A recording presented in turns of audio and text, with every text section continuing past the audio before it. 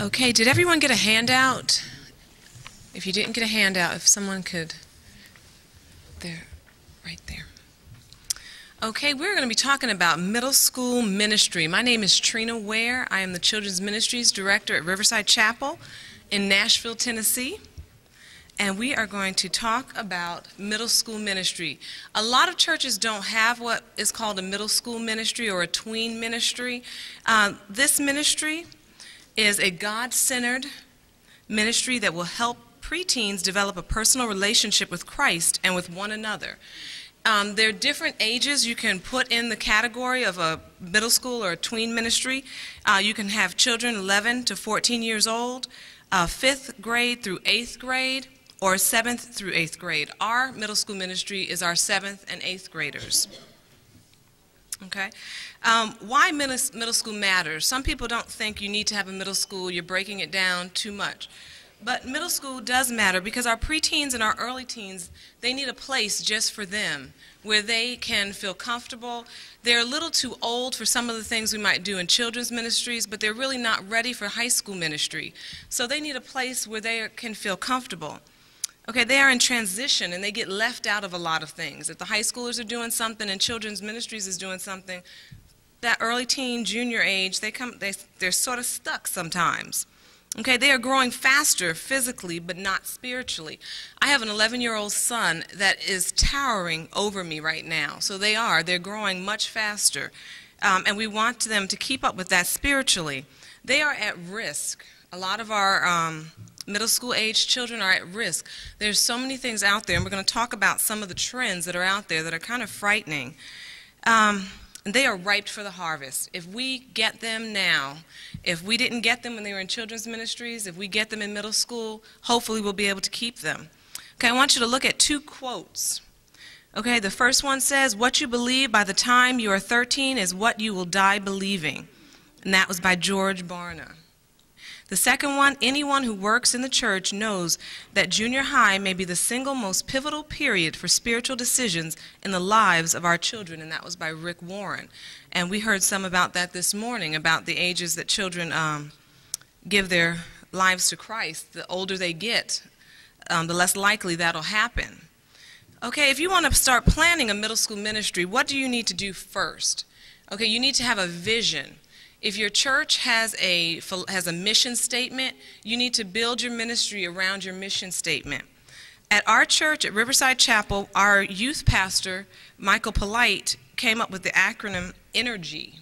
And that is what our children's ministries, our middle school, our high school, and our university ministry, we all are under the umbrella of ENERGY. And it stands for, the E stands for extending God's grace, the N is for nurturing, E is for empowering, R is for reassuring, G is for guiding, and Y is our youth. And all of our young people from children's ministries through university ministry have an ENERGY t-shirt. Whenever we have different functions, we encourage them to wear their ministry t-shirt. Okay, you want to organize your ministry. The first thing you want to do is pray. Before you start off on any task involving children, you need to pray and ask God's guidance. Okay, you meet with your pastor and make sure that that's something they want. They want to branch off and have another ministry. You need to have spiritual gifts inventories. Our church has a spiritual gift database. Everyone that is a member of our church has to our pastor had everyone take the spiritual gifts inventory. So we have a database, so we know who has spiritual gifting for teaching, prayer, leadership, and things like that. So that'll help you start a new ministry if you want to find people to begin your ministry.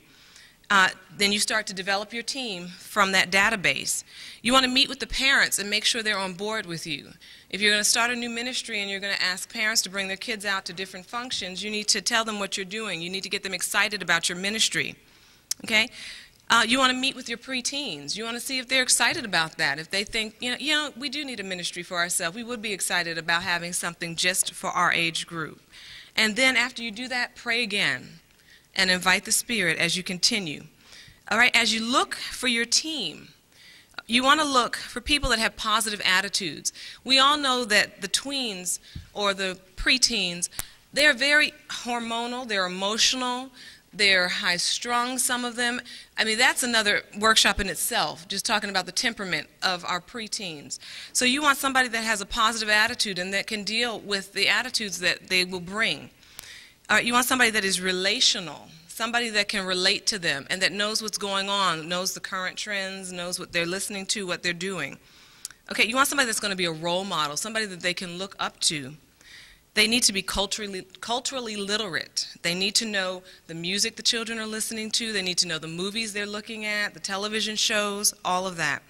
They need to be consistent, somebody that is going to be in there and they're going to stick in there. They're not going to, start it out and then in 2 weeks they're like, I think I want to transition somewhere else. So you need somebody that's consistent.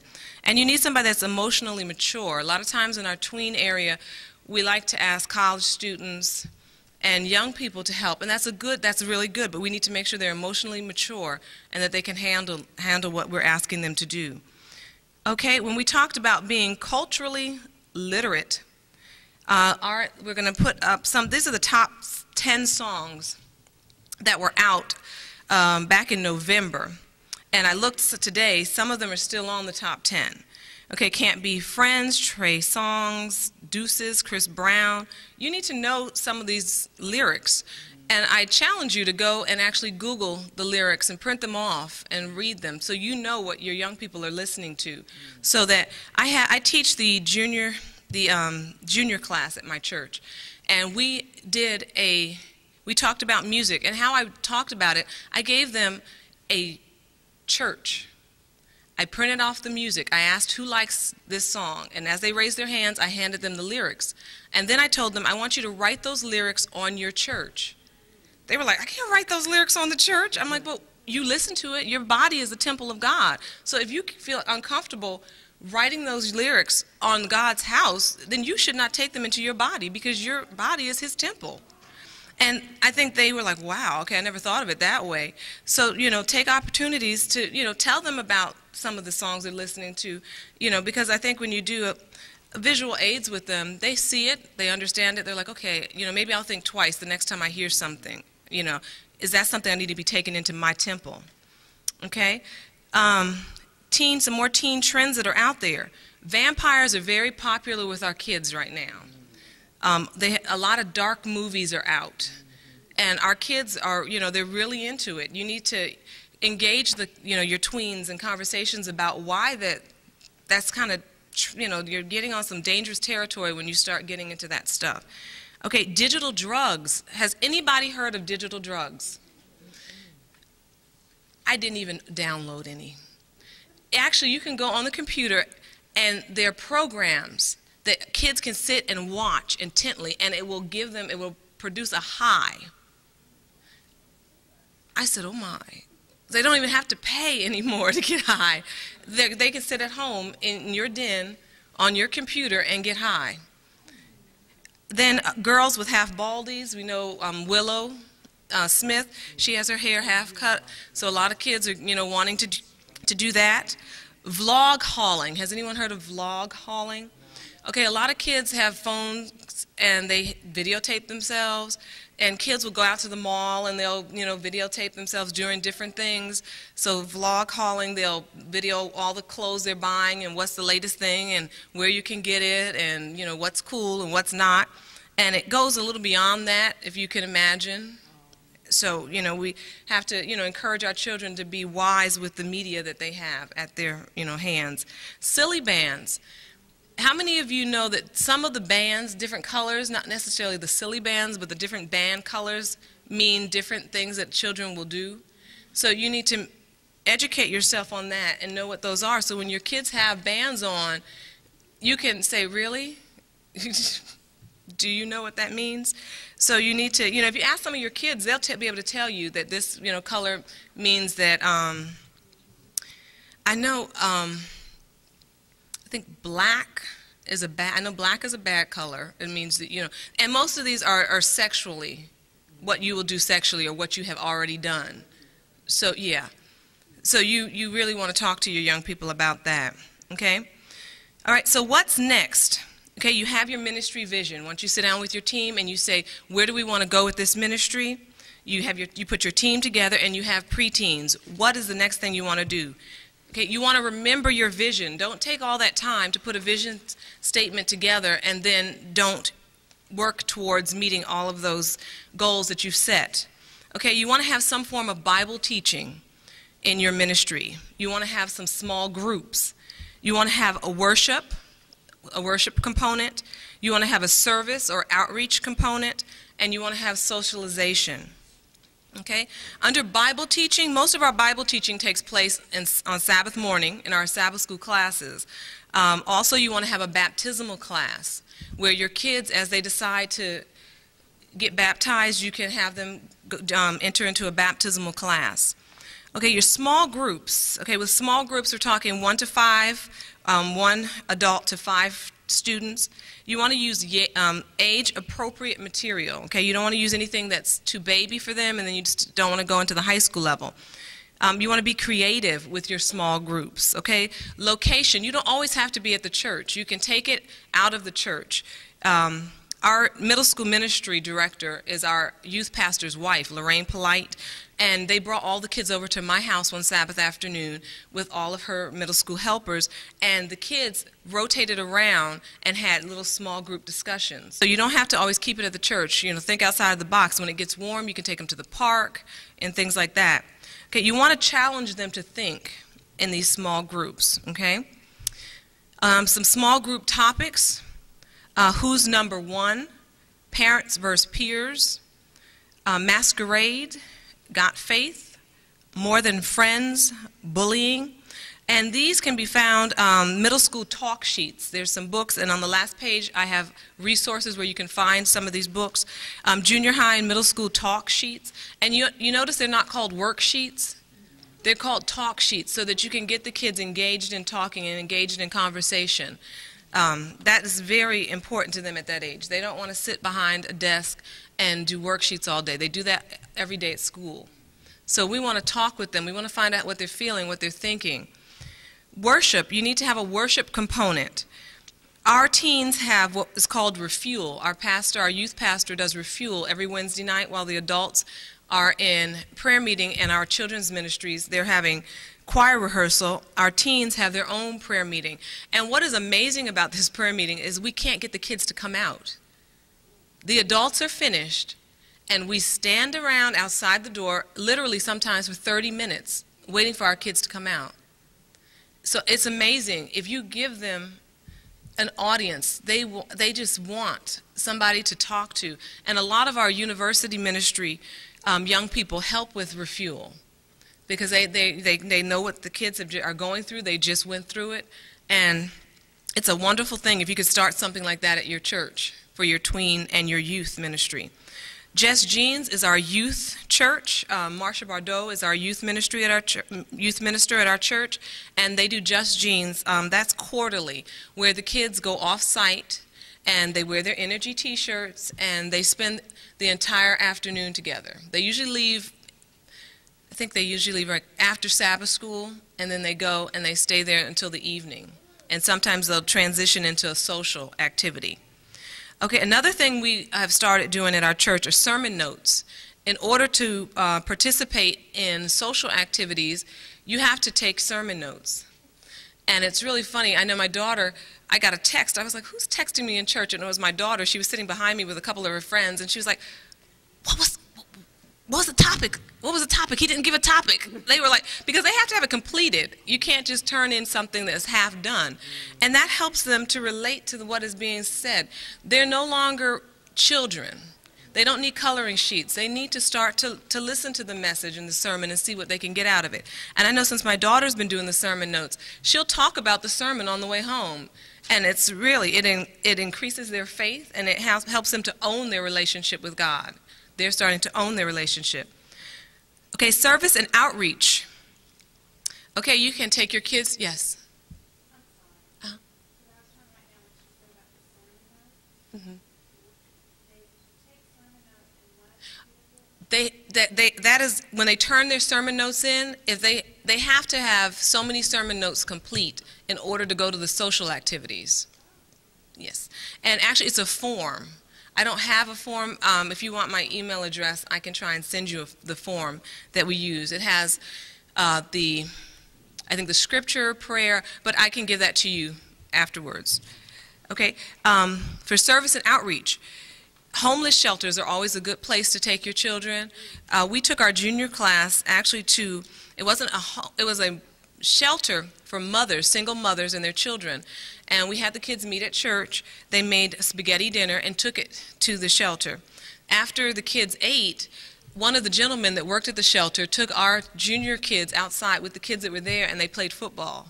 So they were able to bond with those kids, and they are looking so forward to going back to see some of those kids. Nursing homes. A lot of people in nursing homes, some of them do not get visitors. It's a nice place to take your young people. Our energy department, for our kickoff at the beginning of the year, we did an Amazing Race. Is everybody familiar with Amazing Race? Well, we had our kids, they had to sign up in teams. And our pastor, our youth pastor, went to a nursing home in our area. He asked to know the names of several residents that never received company. We had our different ministry leaders stationed at different places around the city. I was stationed at a flower shop, and as the teams came to the flower shop, they had to recite a memory verse, then they got their bouquet of flowers, and then they had to go to the nursing home to give the flowers to the residents. And that's a really fun way. I mean, the kids were having fun, but we were also ministering. Okay, public housing. They are always excited for you to bring your puppet team, for you to bring your children's choir, anything. They're always looking for something for the young people. And parents will just drop their kids off. If they find out you're doing something, they will bring them and they will let you minister to them. So those are some good places to take your children, your tweens, for outreach. Christmas shopping. Lorraine had the young people go Christmas shopping. They had to bring boxes, gift boxes. She took them shopping to the dollar store. They came back to the church, wrapped them, and then took their gifts to a shelter. So that's a way for kids to get in the habit of doing outreach, and it becomes second nature. They don't think about it. Okay, socialization helps build relationships. We want to build relationships with our young people. We want them to have a place where they can relax, not necessarily in a church setting, but they can get to know each other and they can get to build those relationships. I know growing up in the church, a lot of the times when I was a junior high schooler, there was nothing to do. So you have to remember that. You have to remember where we came from and how we felt. So you want to have different things for the kids to go to, especially your kids that are in public school. If they are in public school, you're going to fight with your children over the dances on Friday nights. You're going to fight with them if they're athletic and they want to be on the football team and all the games are on Friday night. So your church, they need to have activities so that when those things are going on, they don't feel like they're missing out on life. So socialization is such an important part of your ministry with your tweens and your high school kids. Because that's the age, I think, when they really start to realize, okay, this Sabbath thing is kind of deep, and depending on how we broach that with them can turn them against the Sabbath. And we want them to look at the Sabbath as a delight. We don't want them to say, oh, goodness, it's the Sabbath. I can't do this. I can't do that. I can't go here. I can't go here. I can't go there. We want them to say, well, you know what? I'm going to church, and tonight we're having this activity, and, they have things to look forward to. Okay, I have listed some resources. Middle School Ministry is a good book that talks about setting up a middle school ministry, what you need. Preteen Launchables. They have different activities that you can use to kind of ice breakers, because a lot of times kids in this area, they don't like to talk. They like to talk, but not to us. So when you get up in front of them and you start asking questions, they kind of just look at you. And you're like, okay, did anyone hear me? And they just look. So you want things that are going to make them talk. And one thing that I got from Group Publishing, are you guys familiar with Group? They do a lot of the Vacation Bible School. They came out with this, it's a little toy called Gabbit. And it's a way to get your kids talking. You press it, it has different categories, this or that, what if, favorites, friends and family, and zingers. what you would do, you get your kids in a group and you pass it around. They can push any button, but you tell them before you start, whatever the question is that is asked of you, you have to answer that question. So, do we have a few minutes to do this? Okay, so I'm going to do that with you guys. Who's brave enough to answer the questions?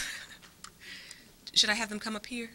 Okay, just come up here if you want to do this so we can get you on tape. And let's see if we can. Okay, push it so they can hear it. What's the most fun you've ever had with your family? Oh, that's easy. I remember when my oldest child had turned 10, and I invited parents with their kids, and we had a field day. We went to the park. We had a water game and running games. We pair up in teams, and we're doing the running race. And it was such fun because I think the adults were doing more than the kids.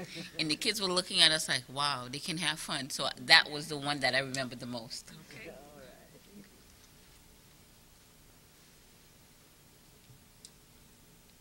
If you could ask God one question, what would it be? Did you hear that one? Yeah.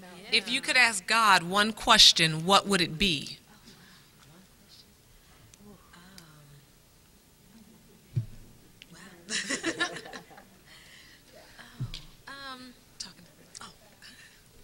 If I could ask God one question, that question would be,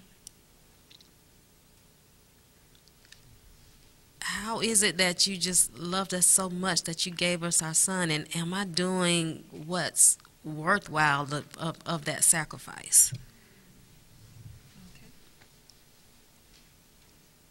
Boy, I would have liked to have had that question. So you can press any category. Let's see. Zingers. When was the last time you felt embarrassed? Oh, right now.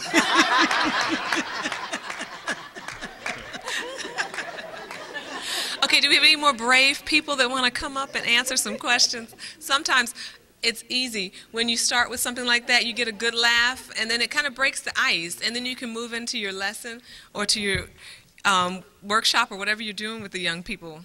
Okay? So anything like this. They also have... What was the name of it again? Yes. Is anybody... Come. What was the name of it again? What was the name of it again? It's called Gabbit.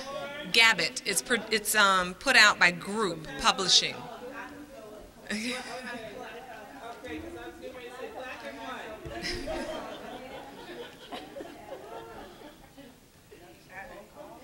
Just put it up here. So here.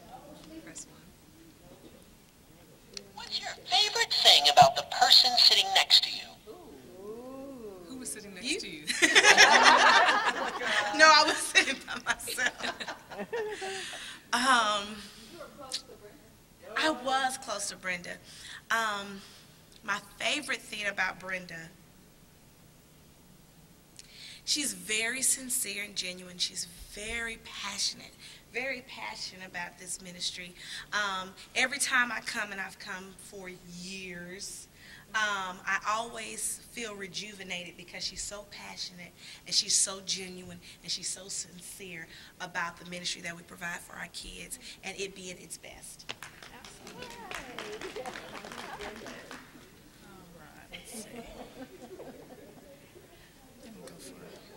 Are you more like a teddy bear or a polar bear? I'm a polar bear. No, there's no there's no question about that. I'm a little more I'm more of an arm's length kind of person. I can relate to you, yeah, but as long as you stay like about here, you know, I'm very comfortable here. Which, trust me, I've had to work through with children because, you know, they want to be all up on you, and I'm like, no, but yes, I'm a polar bear.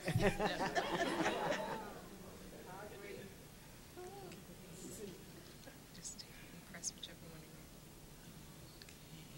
want. I'll be daring. If you could change your name, what would you change it to? Boy, that's a question that I've talked to my mother about because I just really did not like my name because it's such an old name. My name is Bertha. And if you all grew up in the years of the 70s, you know that Bertha Butt Boogie. I had to live that down, and so I would really, wish I could change my name, but then I found out what my name meant. So then I said, well, I'm very happy to have my name. But let's see, I like Bright One. And so I think if I could change my name, oh goodness, I've always liked the name Lauren. What is it? So I don't know if I look like a Lauren, but I thank the Lord that my mother gave me the name that she did, because I'm starting to appreciate it more. Okay, so you can have a lot of fun with games like this.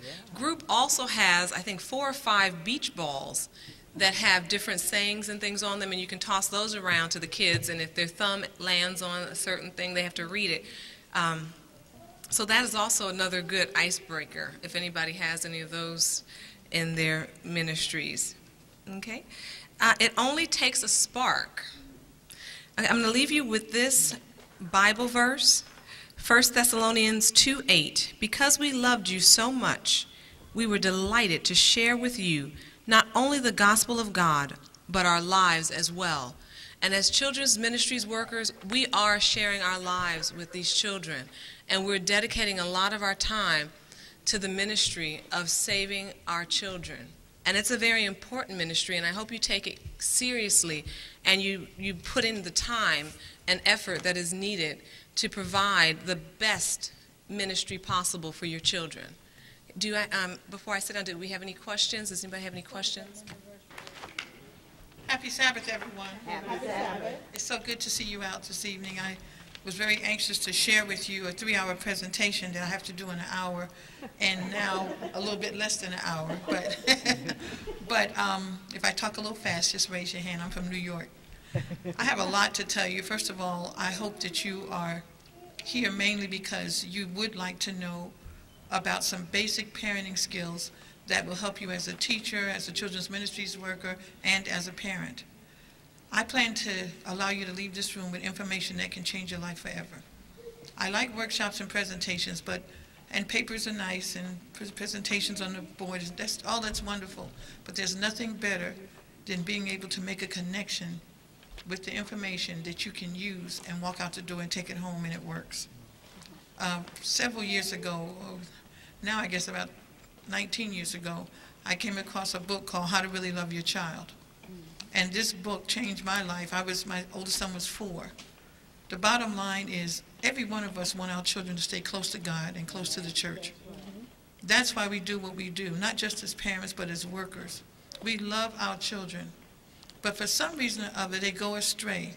And it was in me to dig and find out what is it that we need to put into our children that will allow them to be the Josephs and Esthers of today. There are maybe 10 parts to the presentation, but I'm going to give you just the heart of it today.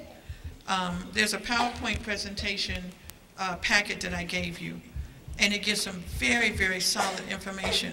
I just want you to understand that when I talk about Joseph, I'm also talking about Esther. Esther's life kind of parallels to him, and I'll just mention it back and forth. But in the presentation, you'll actually see Joseph's information kind of outlined. We know his character. We learned some things about him. But I want you to concentrate on them because at one point, I'm going to change over to another presentation. I really gave you 2 presentations. I don't know if you saw that. And the second one is the meat of this whole idea of how we can train children to be saved in God's kingdom. There's a question already? You need? No, not a question of question actually, but do you have any more PowerPoint presentations? I'm going to ask the ladies that were helping me to take care of that from up here, if you don't mind. Thank you. Yeah, if you see them here, I had 70, and I don't see 70 people, so I'm sure we have some. No, not over here. Here it is. Now, I would like to start off by saying about Joseph. Not only was he ended up being a young man of character, let's look at his life and his direction compared to the prodigal son.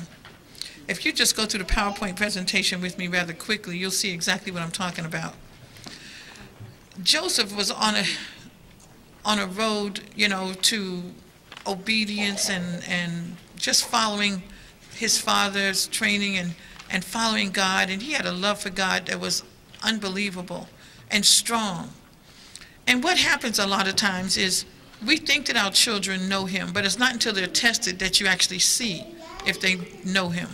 As they get older, first grade, second grade, third grade, tests come at a very young age, even before.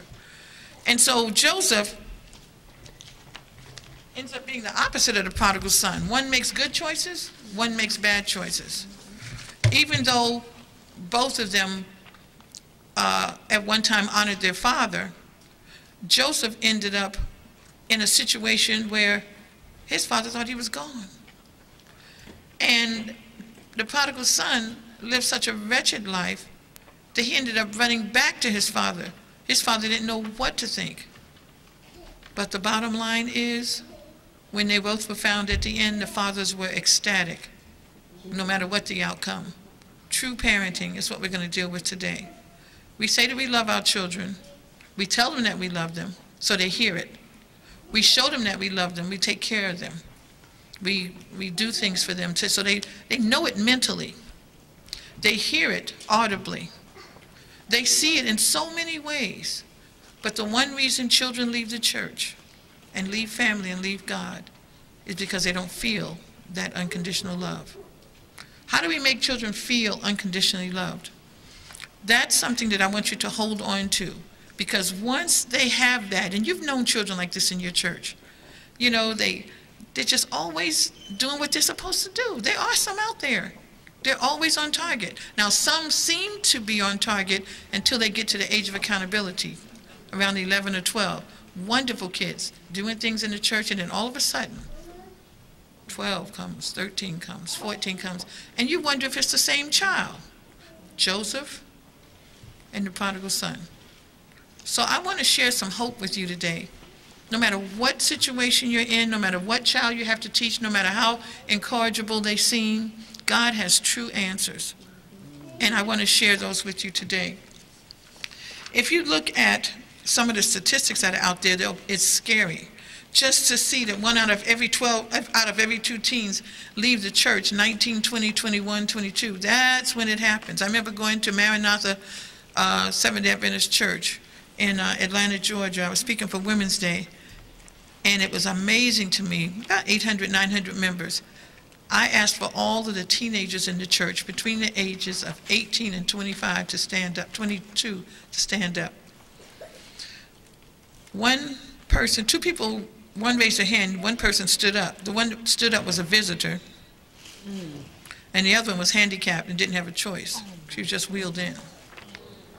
And it wasn't during college time. It was actually during like July, August time. And it was very, very scary for the church. The church reacted just like you did. You know, it's like they need to take inventory. And it's kind of awesome to think that those children we had growing up that were so wonderful and in the choir and in Pathfinders and doing, that we think in our minds, oh, it's awesome, we're making a real connection. You want to know if you have a real connection, look for that age group now that grew up in that church. There is something that we can do to change that. I also want to share with you another statistics that's kind of scary. On the next page, you'll see 94% of the teens leave church after high school. Now, high school is just 17 for some young people, some 16. But they have made up their mind by the 5th grade, juniors. The juniors mentally have in their mind if they're going to stick with Christ forever or for never. Children's ministries workers have a tremendous task to hold on to that age group. That's when they need to get baptized. I mean, if you're going to work hard, they need to get baptized and really make sure that relationship is tight before 5th grade. After 5th grade, they're moving in a whole different direction, and it's harder to rein them in as far as making that connection with Christ. That's why your primary classes have to be strong. Kindergarten has to be strong. Kids have to love and be in love with Sabbath school. They have to be in love with doing things in the church. You have to have so many activities for them. They could never say, there's nothing to do, church is boring. No, because when they become juniors, that's when they slip right through our fingers. That is a transitional age that's very scary. And then between 5th grade and 7th grade If we don't get them by the end of 7th grade, it's not likely that they're going to stay in the church at all. You see some crazy stuff in 7th grade, but that's just a stage. Any middle school teacher will tell you that, 7th grade is the hardest grade to teach in school. You see a side of your child you've never seen before. You say, this didn't come out of me. This is not my child. You just cannot believe it. But then they come right back because they really are testing some waters at that time. But it's very interesting to see the wonderful things that you put in your child start to show right after that stage. A lot of things you don't know until people tell you, your child is so, you said, okay, my child, okay, thank you, I guess, because you're not sure, because we see them, we're so critical, and we don't even see all the wonderful things the things that actually are inside of our children. So we have to make sure that we are on target when it comes to paying attention to their growth. Another thing I wanted to mention to you, if you turn the page, there is something that's missing with our young people today. They don't really have a world view of the church. What they really are thinking about more than anything is their local situation right there in their church. Coming to conventions like this, children get a chance to get a little broader view, but a general conference session or mission stories or things that they can use and hear and see and feel and touch and know that, hey, we're everywhere. This is our church. God wants us to build this. We were talking in children's church this morning to the young people about each one tell one about Christ. Everyone should be spreading his word. So we have to feed that into our young people at a very young age, because actually we end up having a very narrow view ourselves if our children don't even realize how wonderful and big this ministry is. We're very concerned, too, about some conclusions that have been drawn by different organizations about our churches. One of them is the next 2 pages, the Lifeway Report conclusion. I'm going to read it to you.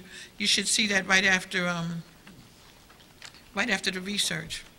Parents and churches are not passing on a robust Christian faith and accompanying commitment to the church. They need to ask the hard question, what is it about our faith commitment that does not find root in the lives of our children? What is the disconnect? They see us. They see how faithful we are. They see us. We have a routine. We have, but we want to be more than a routine. They see they're with us in worship. They see and hear our prayers. They see our dedication to sticking to doing right. They don't see us being wild and crazy. What's missing? Why are they not deeply rooted? Why do they not have that commitment? Well, I want you to continue to go through this section while I stop and ask you to take out the next sheet.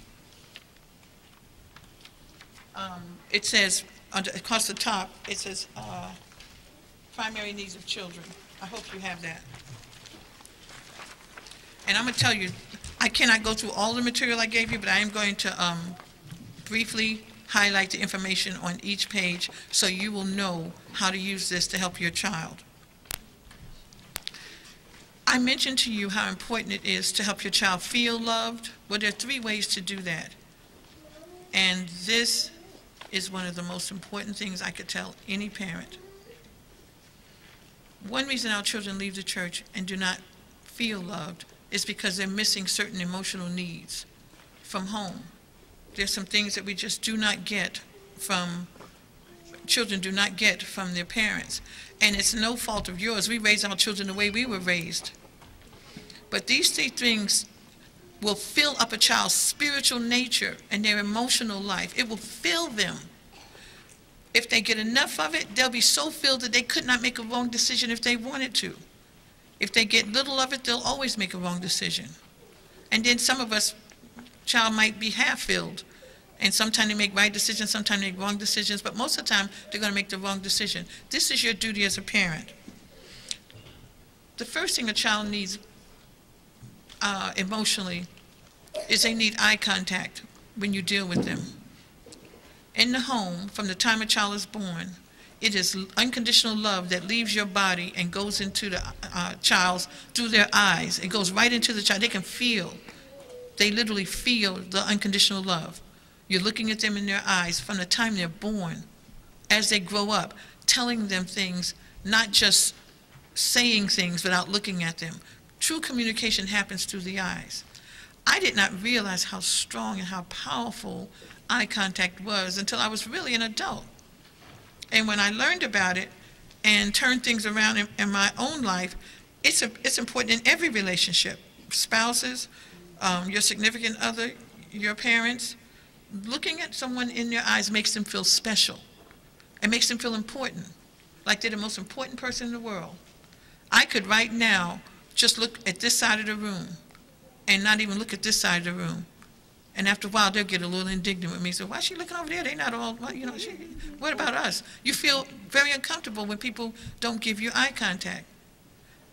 And I intentionally, at the beginning of the lecture, started looking this way, because it makes people over here feel left out. I don't want you to feel left out. I just want to prove a point. Children feel left out when you're shouting things to them or telling them things from the kitchen or from a rearview mirror. They don't feel important.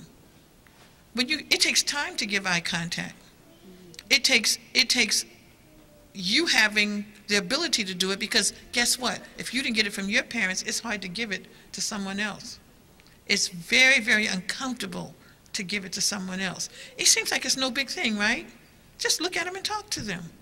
No. It's something about the eyes that make people feel like you could read them or see through them. And so whenever I ask someone to share eye contact with someone, one thing happens. I should have written it down for you, but I'll tell you what it is after this. I just want you to say hello to the person sitting next to you. Just look at them. Look at them in your eyes for the whole time you're talking. Introduce yourself. Introduce yourself. Each of you tell them where you're from. Don't turn your head away from them. Keep looking at them.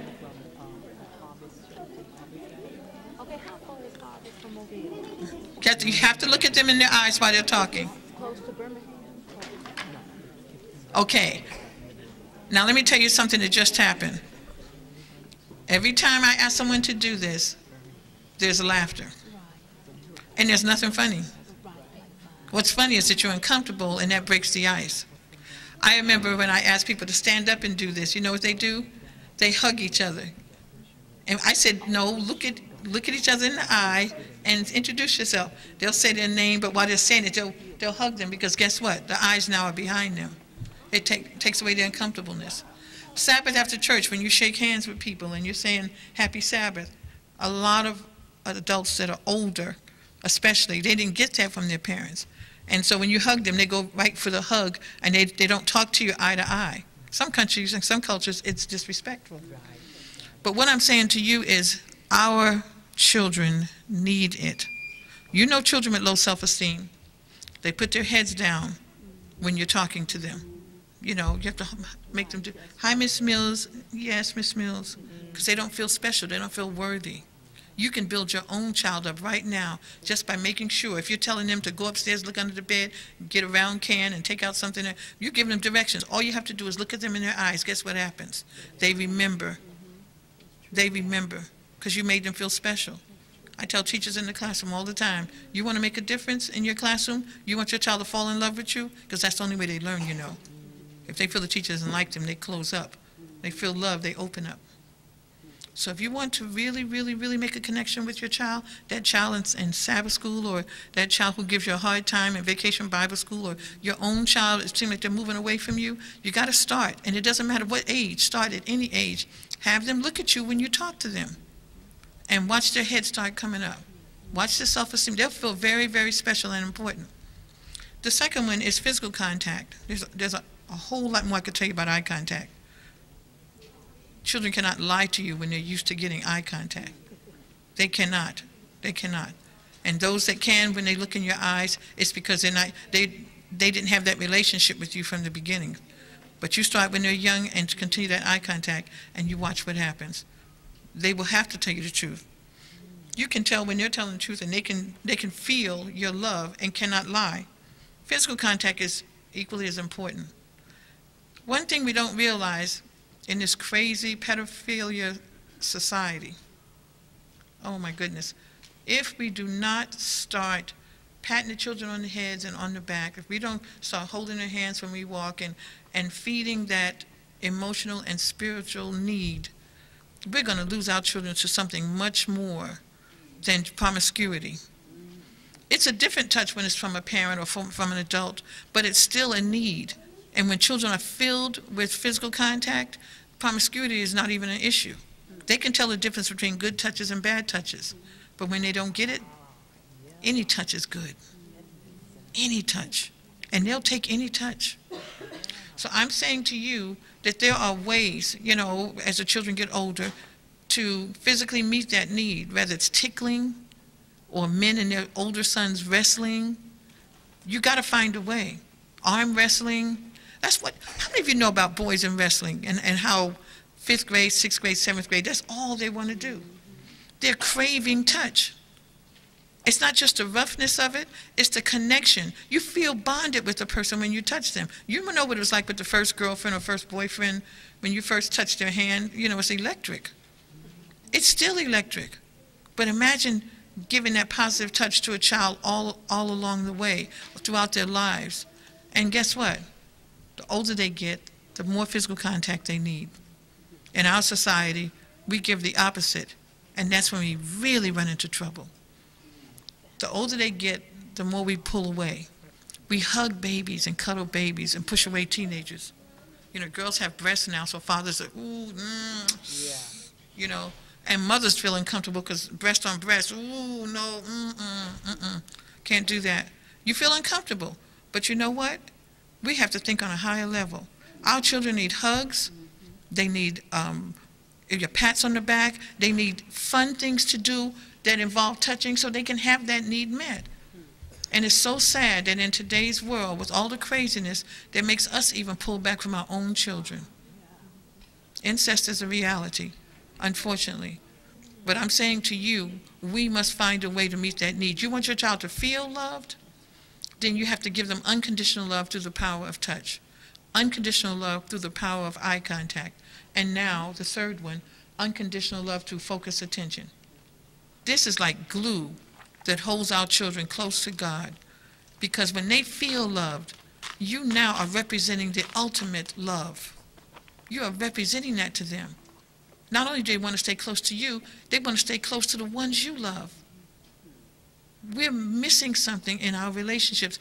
That actually scared me when I read in the report the information about our faith commitment.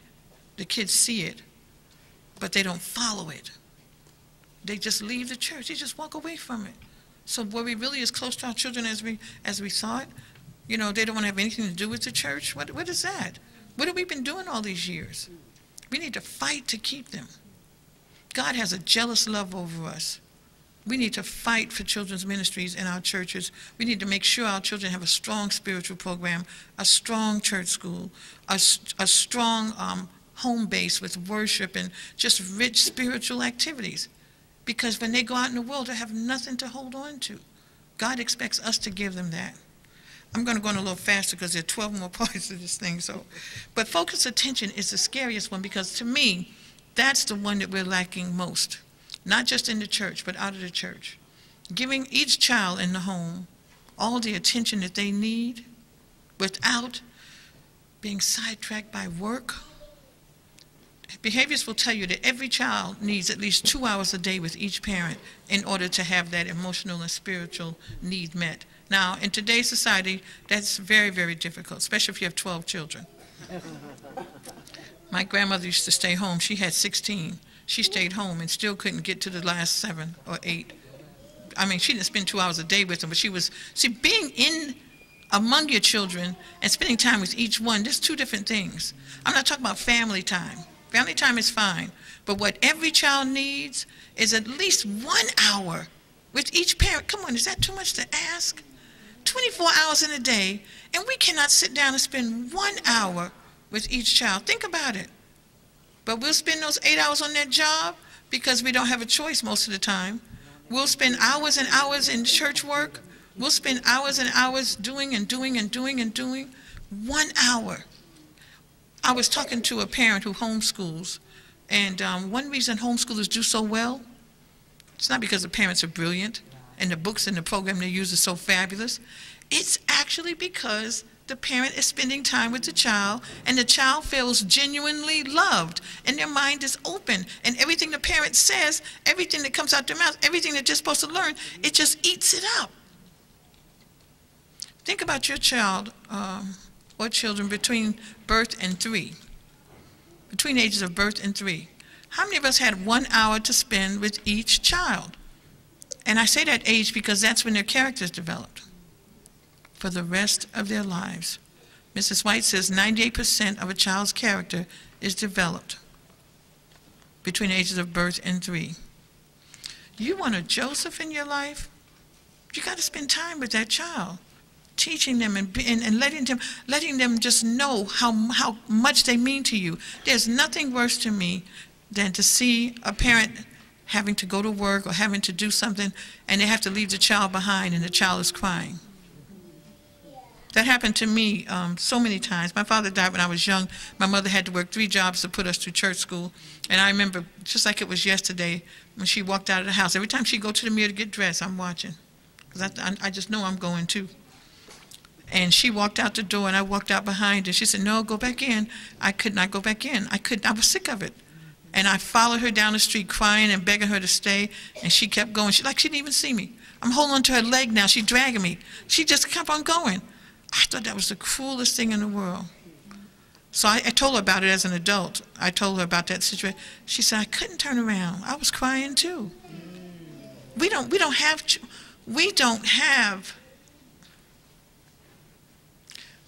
have everything we need to live the life that allows us to spend that kind of time with our children. Most of us have to work, but we better find a way to find time for our children. They are leaving so fast. I work at an elementary school now, and all the parents, it's a collegiate area, so all the parents are trying to finish their education. That's good, that's admirable. Or they're trying to make that money and get that house. That's wonderful. Working all day long, and the children they feel unloved, so they go look for it. And then all kinds of things happen to them as teenagers, unexpected things.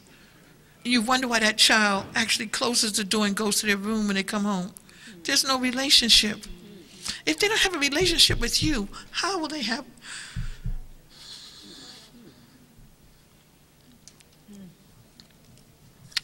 You know, God's going to ask us about our children. And somewhere down the line, we got to be able to say, "Lord, I did everything I could possibly do." But have we really done everything we could possibly do? 3 things: eye contact, physical contact, and focused attention. And I can tell you, you will see a changed child immediately. If you go home today, anything that you're praying about, anything you're worried about with that child, of course, now children won't understand. Uh-oh, something must be up. She keeps hugging me. You know, if you didn't do it before, too much too soon could scare them away. But most teenagers who are not used to getting it know what they're going to do. They say, "Oh, why are you doing that? Get off of me," you know, that kind of thing. But that's only because they're not used to it. But you keep doing it. And then one day, when you don't do it, they'll let you know. They'll miss it. Now, when they want something from you, what do? Especially boys. I have 3 boys. They'll put their arm around you and, "Hey, Mom," that physical contact comes then. And most children will take it. They will take it from you. If you don't give it to them, they'll be all over you like syrup. And you actually have to kind of, calm them down a little bit. But they need it. Never push away a child. We push them away without even recognizing it sometimes. I'm talking about just with gentle touches. I'm not talking about you got to hug them all day long, every 5. No, but in church, you're sitting right there in church. What's wrong with putting your arm around your child while you're in church together enjoying the service?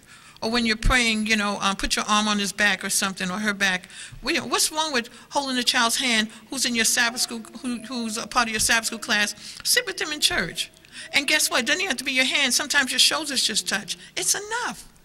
It doesn't seem like much, but it is enough. We're talking about serious bonding, using unconditional love to connect. You know, some teachers in Sabbath school, the kids just crazy over the Sabbath school teachers, because that Sabbath school teacher made them feel loved.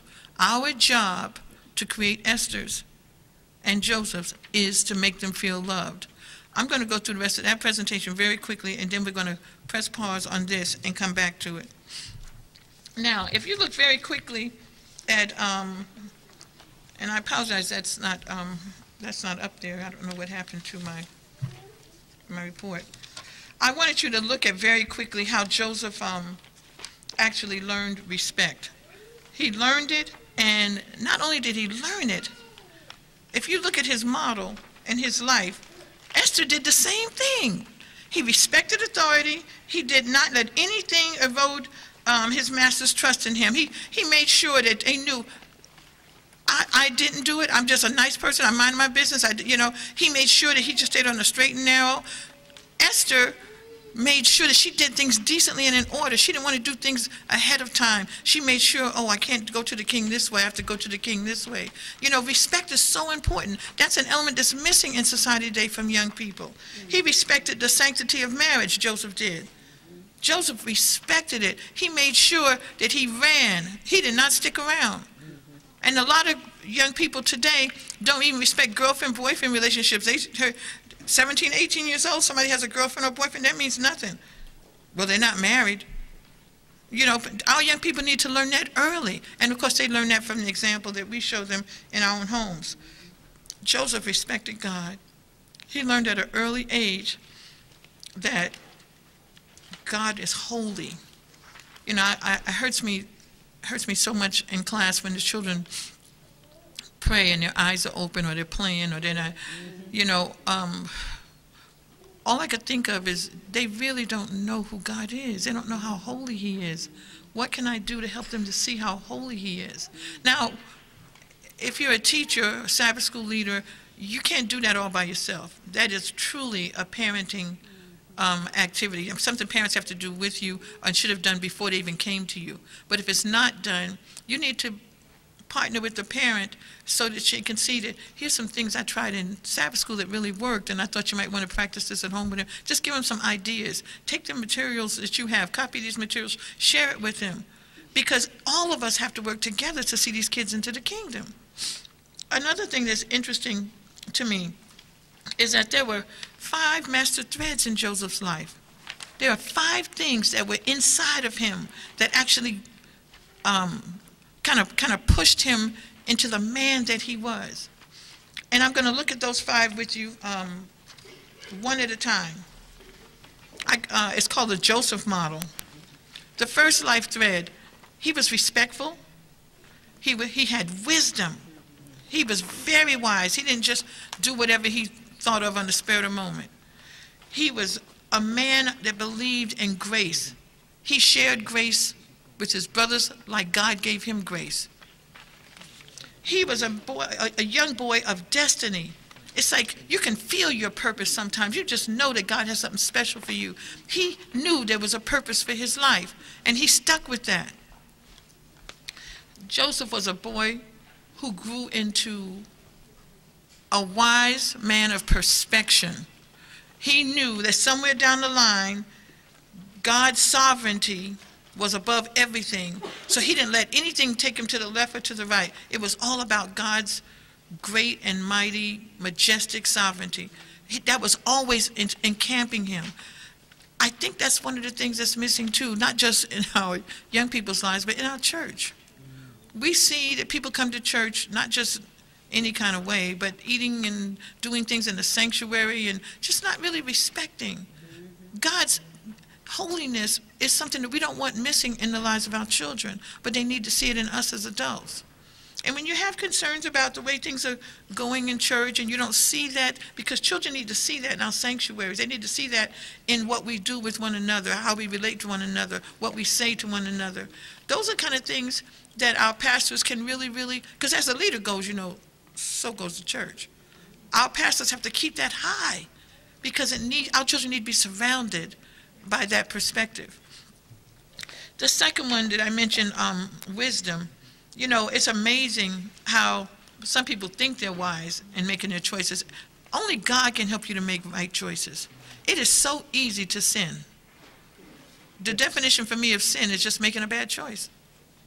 If we all made good choices, we'd never sin. God gives us wisdom. That's the only true source. Joseph was confident in his relationship with God.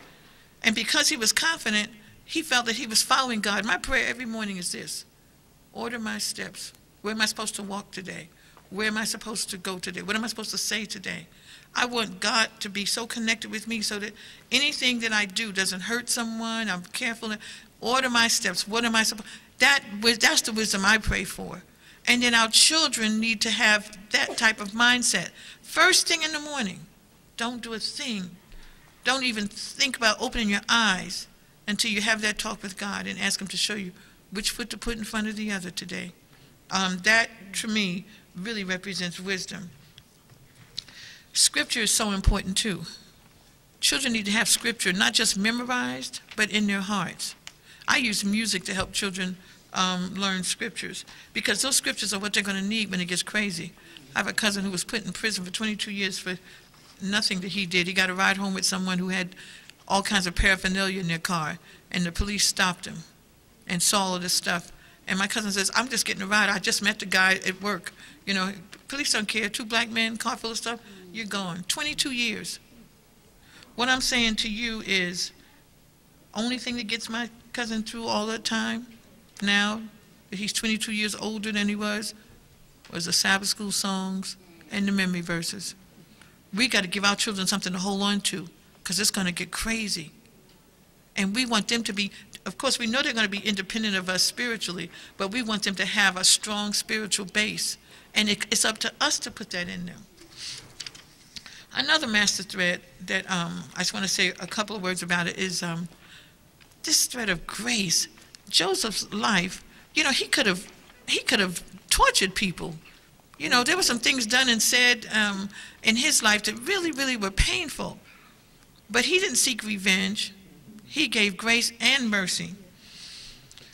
I remember one story that I really loved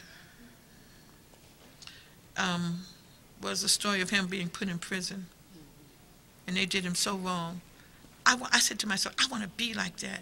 I don't want to get people back because they didn't do what they said they were going to do, or because they didn't take care of me, or they did not, they hurt me in some way. I want to be the person that puts out fire with water. You know, and we need to teach our children that. It's easy to put fire with fire. You hit me, I hit you back. You say something ugly about me, I say something ugly back. You know, guys, we have to raise to the next level in order for our children to go there. Because literally, they do what they see. They do what they see. So somewhere down the line, if we want to see grace in the lives of children, we have to represent that grace as well. Now, I want to go back to this last sheet, and you can finish the PowerPoint presentation there, because I wanted you to know one thing in here that this is the parenting packet that says primary needs of children. This is for your reading. The 10 points for parents to ponder. I won't have time to go through that, but this one I really want you to pay attention to. It's rules for child rearing. What I just mentioned to you about the character development of a child. The character development of a child, you have to see on that page, Mrs. White, where Mrs. White says that all my references are right there, because she says start disciplining a child before age 1. Discipline a child before age 3. My doctor told me one time, and I had already known this because of Mrs. White, he said the more you do before 5, the less you have to do after. I remember teaching in Chicago, Illinois. I had just finished this presentation like this, and the mother said, I'm so glad I came. She said, I learned so much. She said, you know what? Her son's 14. I'm going to go home and I'm going to start disciplining this boy. And I couldn't even tell her, because it's never too late with God. But I just wanted to say, you know, God bless you. I will pray with you and for you. But it takes a whole lot of turning around. Now, I'll tell you what happens, though. That's why you never give up on anybody. That word conversion is powerful. You know people that were one way as adults. They were one way. I mean, wouldn't even think about God. But when that Holy Spirit works on the inside of them, they turn into a whole different person. A whole different person. So conversion is what has to make that difference after the age of character development. And by the way, and that's on the list too, I told you 98% was developed by the age of 3. 2 more % is developed by the age of 7. So at the end of the age of 7, who that person is, that's who that person's going to be. And only God, through the converting of the Holy Spirit, can make that change. You see why we have to work hard in children's ministries to get our children together before they go on into the world? We have to work very hard. By the end of the age of 7, some of our children are empty by the end of the age of 7. They don't feel that unconditional love by the end of the age of 7. There's so much we have to pay attention to from birth to 7 that we've missed. So now here we are on the other end from 7 and up trying to fix it when no one can do that now but God. God can do it. There's these 3 elements that I mentioned to you will make a huge difference. But to make sure after the age of 7 that they're saved in God's kingdom, we got to continue to pray for a converting spirit. You will see some changes. You will see some major changes. On this list, too, there are some things that Mrs. White says we should be careful of, because these are things that can make the child's life worse. And then by doing the things that she says, we can actually change some of the things that are negative. For example, she says we should never overindulge our children, and we will be paying for it if we do. That we should encourage children, don't praise them. And what she means is, when we say something to children, don't talk about the frivolous things on the outside. Oh, your skin is so pretty, your hair is so pretty. We're not trying to train them to be conceited. In trying to build a child's self-esteem, you don't have to talk about the physical. You can say things to them that will actually help them feel good on the inside. And one of those things that's really important are to go back to those 3 steps of physical contact, eye contact, and focused attention. It starts to make them feel good on the inside. That's a type of encouragement. Encourage children to do well in school. Encourage them to play nicely. Encourage. But be careful with any type of frivolous praise, talking about your clothes. Oh, what are we teaching them? And she talks a lot about that in several of her books. We know about whipping as a last resort when they act up, and we're talking about true discipline now. Yeah, we want to make sure. I'm going to tell you about those 3, I call them magical, those 3 magical revelations God gave me that I just mentioned to you. When children love you, they naturally want to please. Anyway, even if they don't love you, they naturally want to make adults happy. They like to be the first in line to be close to the adult. They like to make sure that, they get in the front seat, they're close to the adult. All that stuff is about being close to you.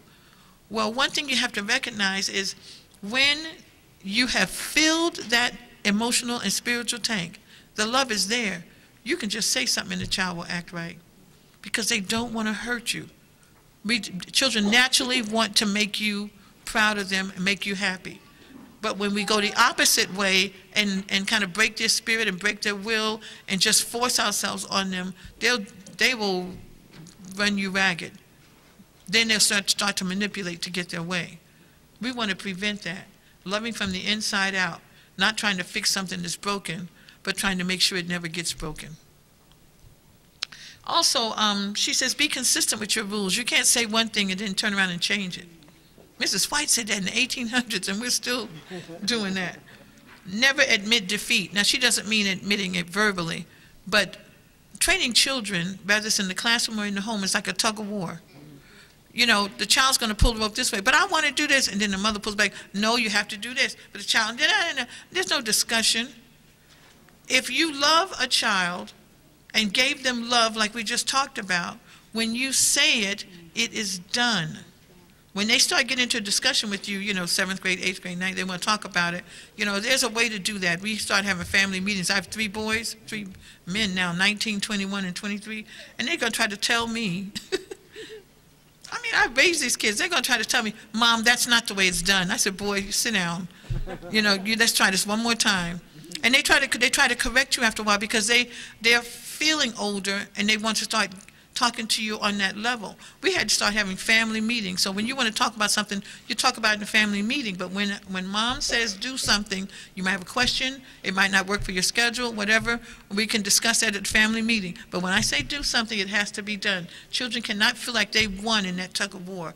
Once they do, you can forget it, especially when you're teaching them as a Sabbath school teacher or a classroom teacher. Never disagree before children. Whether it's with, you know, your spouse or with your mother or another relative. When it comes to raising the children, there has to be consistency. That was on the first page that I just mentioned to you. So if I had one lesson to preach about children and how to keep them on the straight and narrow path, there must be consistency in your home. And your home has to be consistent with what the church does and teaches. And your church has to be consistent with what the school does and teaches. Once that pattern is broken, children just learn to manipulate. I can get away with it here, but I can't get away with it here. But when I go here, I'm going to do this. Oh, no, no, no, no. There has to be consistency. That's why a church school is so important, because you're telling them, thus saith the Lord, you know, and thus, you know, and then they're hearing something else somewhere else. You got to make sure if they have heard, you straighten it out and fix it. Because that's how we can really, really break our children. Okay, I don't want you to miss this. I do not want you to miss this, and my time's going to get away from me. Behavior cues that describes healthy development of children. Okay. Healthy development. You can check this off and think about your life of your own child. You can do this right now.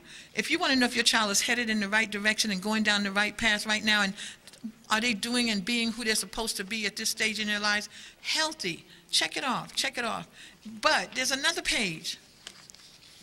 Unhealthy development. If your child is not developing in a healthy way, check off the things that looks like your child. It's just you and Jesus. Nobody else is going to see this. And you do this at home. And just be honest. My child does this, this, this. And then look at both of them. Which one has the most checks? And that'll tell you that you need to do something very quickly to get them back on the right path. This is a very, very helpful tool.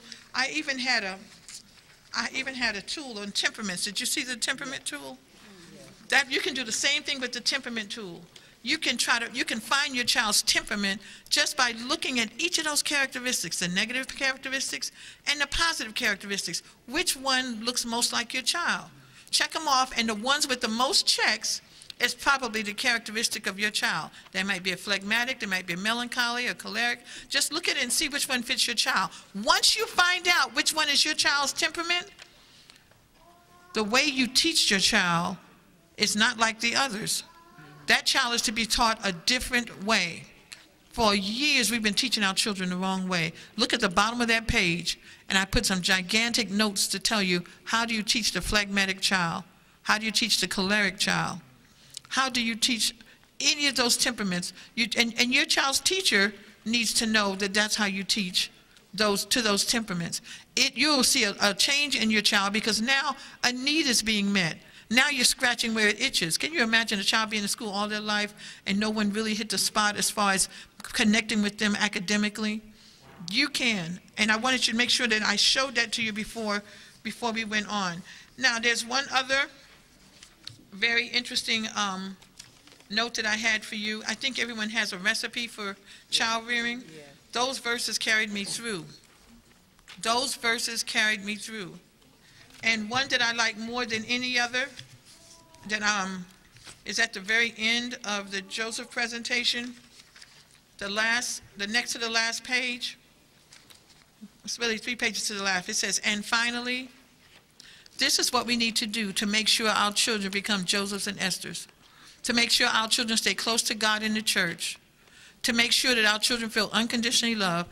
This is what we need to do. And finally, spread the word to churches and communities with more parenting training workshops, share information with new and young parents, study the Spirit of Prophecy books, child guidance, Adventist home, education, counselors to teachers.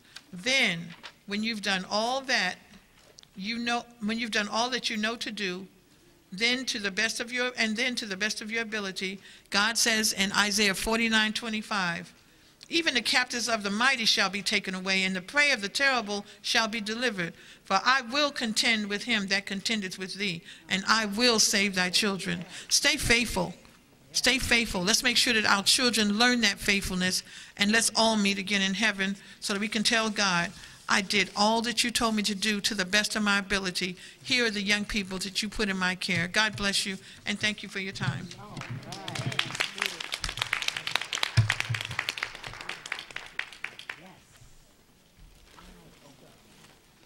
We're supposed to finish at 4:20.